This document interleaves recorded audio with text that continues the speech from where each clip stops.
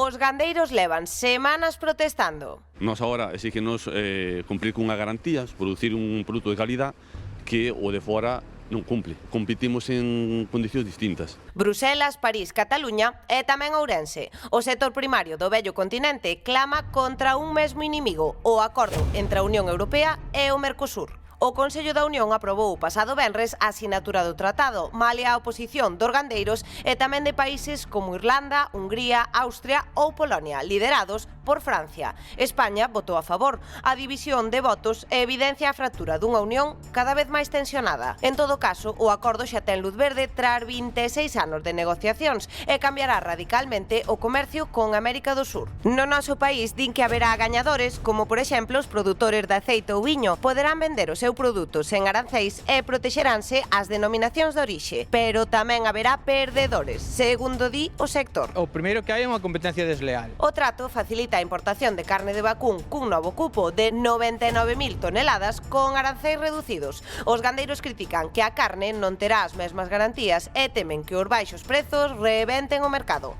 Moitas granxas europeas poderían pechar. Europa está poñendo en mans dun terceiro as cousas de comer.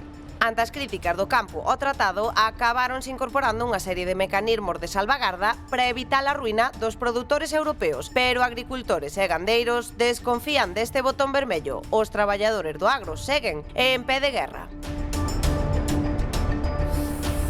Claro, pero quizáis están vostedes dicindo na casa que exactamente o Mercosur e que cifras move exactamente, Bernardo? Pois para que o teñamos claro, Rocío, o Mercosur é o Mercado Común do Sur, formado pois por un bloque de países de América do Sur, creado en 1991 para facilitar o comercio entre eles. Os 4 membros fundadores son Argentina, Brasil, Paraguai e Uruguai. Máis tarde incorporouse Venezuela, pero que foi suspendida en 2017 entre acusacións de golpe de Estado. E Bolivia tamén está en proceso de adhesión. A súa filosofía é sinxela, traballar en equipo, reducir barreiras comerciais, atraer investimento e facer pois máis competitivos os seus produtos no mercado global. Falemos agora de cifras importantes. O pacto histórico que selan ambas partes afectará a máis de 740 millóns de cidadáns, resultado da suma tamén dos 27 países membros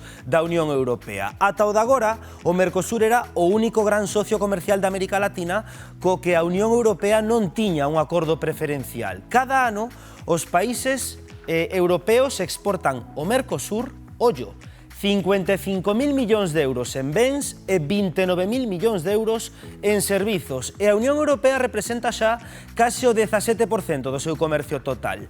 E isto que implica traducido o día a día? Pois que empresas europeas e latinoamericanas poderán vender e comprar con menos impostos e máis facilidade, aumentando exportacións, aumentando investimentos e permitindo que produtos agrícolas, produtos industriais ou tamén produtos tecnolóxicos manteñan un fluxo constante entre os dous lados do Atlántico. Aclarado isto, preguntámonos, como este acordo con Mercosur afecta os produtores galegos? É positivo? Atópanlle desvantaxes? Ángel é un gandeiro de Friol e hoxe buscamos o seu sentir. Rocío.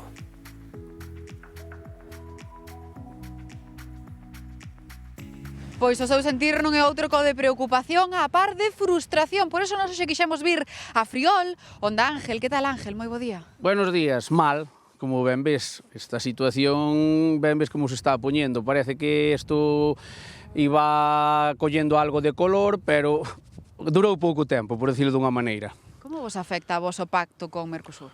A ver, o pacto con Mercosur, a ver, a xente ainda non é consciente de que é isto, pero a ver, fatal, a ver, por decirlo dunha maneira. Tú ben ves que nós temos uns controles e unhas exigencias sanitarias e ambientales e de bienestar animal que eles non teñen, iso afecta-nos muchísimo ao entorno, a todas as explotacións. Hai produtos, por decir, de veterinaria, para que nos entendamos, medicamentos que nos, polo bienestar animal, non nos deixan poñer, que funcionarían perfectamente para a saúde dos animales, e para o campo, como estáis vendo, hai certos fertilizantes que nós non podemos utilizar. Claro, entón, cales van a ser as consecuencias? As consecuencias de momento van ser, non as sabemos, por decir, pero a ver, a largo plazo van ser tal que os animales nosos, por decir, teñen é un produto top, por decirlo desta maneira, non é por decirlo noso, pero é así, porque teñen as exigencias, tú vas ao supermercado, ves a fecha de nacimiento, o cando foi envasado e o propietario, sabes, todo o proceso que ten ese animal. Encima, o noso é un produto de alta calidad. Vanlle baixar o precio, van meter os deles con que non teñen esas exigencias e non son como os nosos a moito máis coste, por decir, e o noso vai ir para baixo. Claro, porque ti falas de calidad, non vai haber os mesmos estándares de calidade en canto ao produto europeo do que non o é. Home, non, iso un que esteña no campo veu a leguas, por decir dunha maneira. Iso nótase. E en que situación están agora os gandeiros europeos? Os gandeiros europeos agora deberían estar temblando. A ver, eu deberían estar temblando, porque ese é o meu caso, porque é o que che digo. Isto parece que quería coller luz agora o noso, pero durou pouco tempo. E vamos ir, por decir, moitas explotacións, xa cho digo, de entrada van ir ao cierre, como unhas tras das outras, como isto siga así. Ángel, en que situación ves agora que pode quedar o teu negocio?